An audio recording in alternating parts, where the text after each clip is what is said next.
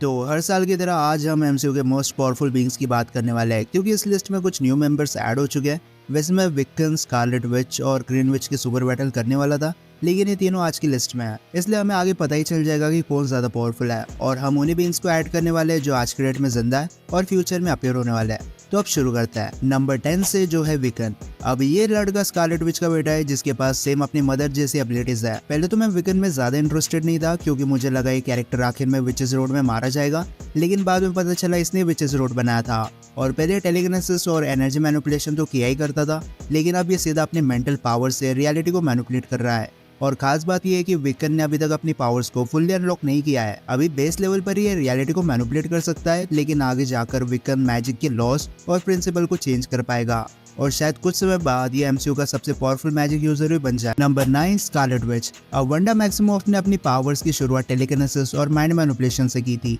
लेकिन इमोशंस में बहकर इसने डार्क होल्ड पढ़ ली और अब ये रियलिटी को मैनिपुलेट करना जानती है।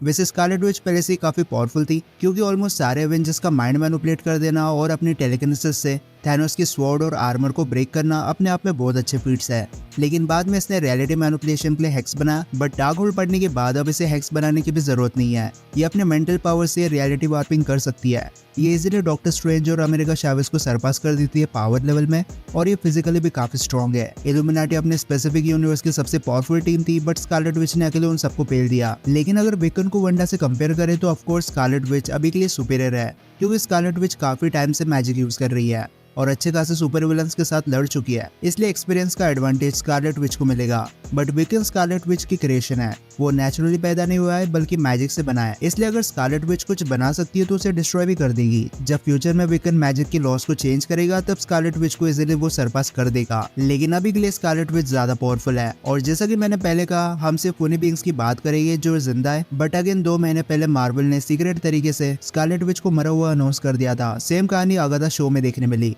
बट 1 महीने पहले इंटरव्यूज में एलिजाबेथ ओल्सन ने खुद कहा था कि स्कारलेट विच का फ्यूचर अपीयरेंस पक्का होने वाला है, और कुछ आर्टिकल्स के हिसाब से स्कारलेट विच आज भी जिंदा है, इसलिए अभी के लिए हम ऐसा मान के चलते हैं कि स्कारलेट विच मरी नहीं है। Number 8, celestial. अब सेलेस्टियल का काम होता है यूनिवर्स में लाइफ क्रिएट करना, लेकिन कुछ गैलेक्सीज को बनाने के लिए ये लोग हाईली पॉपुलेटेड प्लैनेट्स को बर्बाद भी कर देते हैं।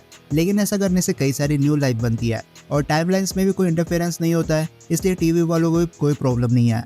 तो ओवरऑल देखें तो इटर्नल्स के पर्सपेक्टिव से सेलेस्टियल गलत है, लेकिन सेलेस्टियल और बाकी कॉस्मिक एंटिटीज की नजर से देखें तो सेलेस्टियल सही काम कर रहा है। बट ये बीइंग्स अपने आप में काफी पावरफुल होते हैं, इवन एसगार्डियन जैसे पावरफुल रेस भी इन्हें गॉड्स मानती है, लेकिन सिर्फ कॉमिक्स में। अब सेलेस्टियल में काफी सारे टाइप्स होते हैं, कोई जज होता है तो कोई डिस्ट्रॉयर और कोई सिर्फ डिफरेंट प्लैनेट्स को सर्च करता है।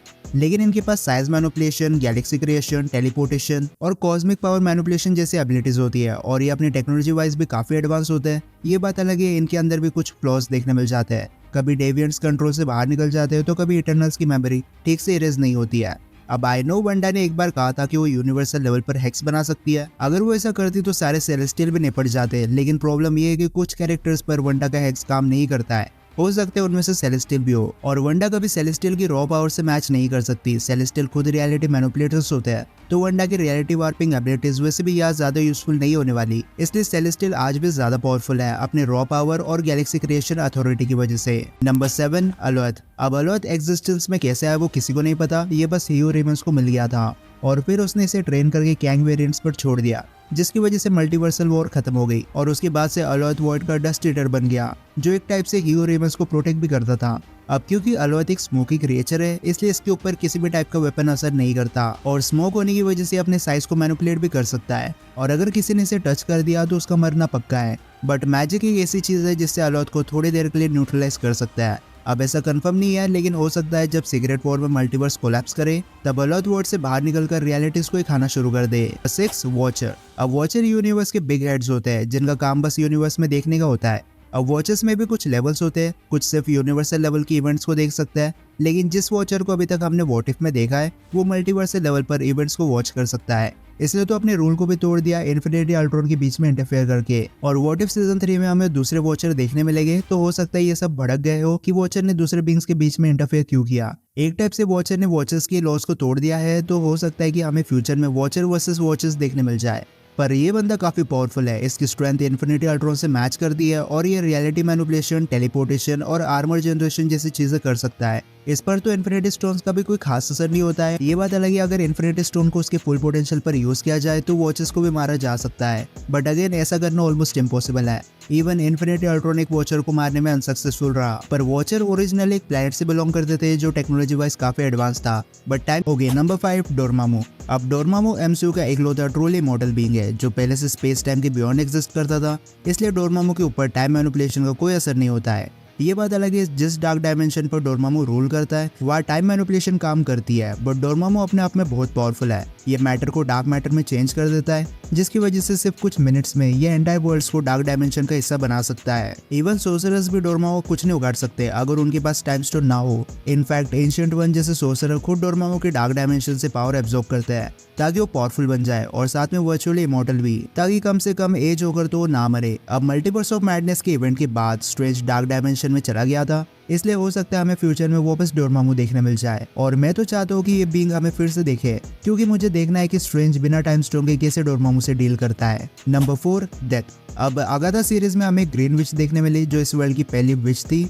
लेकिन बाद में हमें पता चला कि रियो विडल ही डेथ है। बेसिकली डेथ मार्वल की एक एंटिटी है जो पहले इटर्निटी की राइवल हुआ करती थी, लेकिन टाइम के साथ इटर्निटी को ज्यादा अच्छे फीट्स मिले तो वो ऑटोमेटिकली पावर लेवल में रैंक कर गया। पर डेथ को मारा नहीं जा सकता, इनफैक्ट चाहे कोई कितना भी पावरफुल हो, एक ना एक दिन उसे मरना है। तो अगर कोई डेथ से फाइट करता है और कुछ देर के लिए जीत जाता है, उसके बाद भी वो हार जाएगा, क्योंकि किसी ना किसी दिन डेथ उसके सामने खड़ी होगी, लेकिन वो कुछ नहीं कर पाएगा।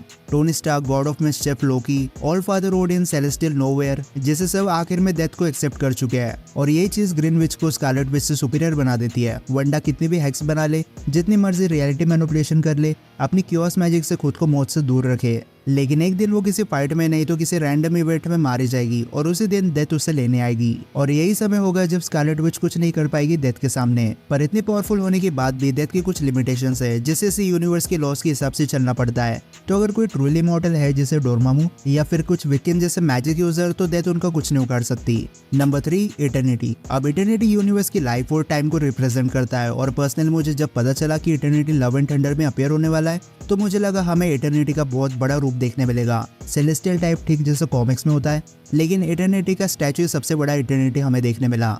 बट अगेन भले इसका साइज छोटा था, पर इसकी पावर्स बहुत हायर साइड चली जाती है, जैसे यूनिवर्सल लेवल पर टाइम स्पेस रियलिटी मैनिपुलेशन। और जो इटर्निटी के पास पहले पहुंचता है उसकी एक विश पूरी हो जाती है। और अगर गॉड सारे गॉड्स को मारने की विश मांग लेता तो जितने भी गॉड्स यूनिवर्स में एग्जिस्ट करते हैं सब मारे जाते। तो एक टाइप से हम ऐसा बोल सकते हैं कि इटर्निटी की पावर लेवल ज्यादा है उन सारे गॉड्स की कंबाइंड पावर से जो हमें ओमनीपोटेंट सिटी में देखने मिले, including Thor and celestials. Number 2 लोकी। अब जिस लेवल पर आज के डेट में लोकी है, उस स्टेज की पावर किसी भी एसगार्डियन को नहीं मिली है। इवन ओडिन ने भी कभी नहीं सोचा होगा कि लोकी एक दिन जाकर गॉड ऑफ मल्टीवर्स बन जाएगा। अब लोकी पहले से एसगार्डियन मैजिक यूज कर रहा था, जिसकी वजह से उसने कई बार थॉर को एक बैटल में बीट किया है, लेकिन टीवी में टाइम स्लिपिंग की वजह से लोकी को टाइम मैनिपुलेशन एबिलिटीज मिल गई, जिसकी वजह से लोकी अब किसी भी बीइंग अपने सराउंडिंग्स और मर्जी चले तो एक एंटायर टाइमलाइन का समय रोक सकता है। लोकी की वजह से सारे कैंग वेरिएंट्स अब अपने स्पेसिफिक टाइमलाइन में फंस चुके हैं, और गॉड ऑफ मल्टीवर्स इतना पावरफुल बन चुका है कि वो टाइमलाइंस में रहने वाले किसी भी बंदे का एग्जिस्टेंस एक थॉट में खत्म कर देगा।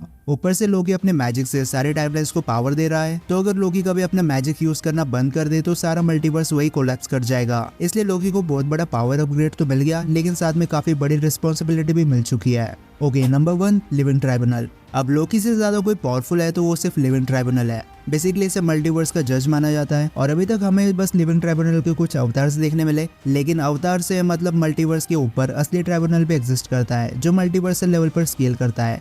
ट्राइब्यूनल चाहे तो इटर्निटी, डेथ जैसों का एग्जिस्टेंस भी मिटा दे, और लोकी सारे मल्टीवर्स के टाइमलाइंस को पकड़ के बैठा हुआ है, लेकिन अगर ट्राइब्यूनल का बस चले तो ये किसी भी दूसरे कैरेक्टर को लोकी जितना पावरफुल बनाकर उसे लोकी से रिप्लेस कर सकता है। ये बात अलग है, इतना पावरफुल होने के बाद भी ट्राइब्यूनल इमॉर्टल नहीं है। जब सीक्रेट वॉर में बियॉन्डर आएगी तब वो असली वाले ट्राइब्यूनल को भी मार देंगे, लेकिन अभी के लिए लिविंग ट्राइब्यूनल ही सबसे पावरफुल बीइंग है पूरे एमसीयू में। लेकिन इसी के साथ इस साल के हमारे टॉप 10 मोस्ट पावरफुल की लिस्ट भी यही खत्म होती है। अब अगर आपको ऐसा लगता है किसी कैरेक्टर को इस लिस्ट में होना चाहिए था तो मुझे कमेंट सेक्शन में बता सकते हो, और अब मैं मिलता हूं आपसे अगले वीडियो में। तब तक गुड बाय।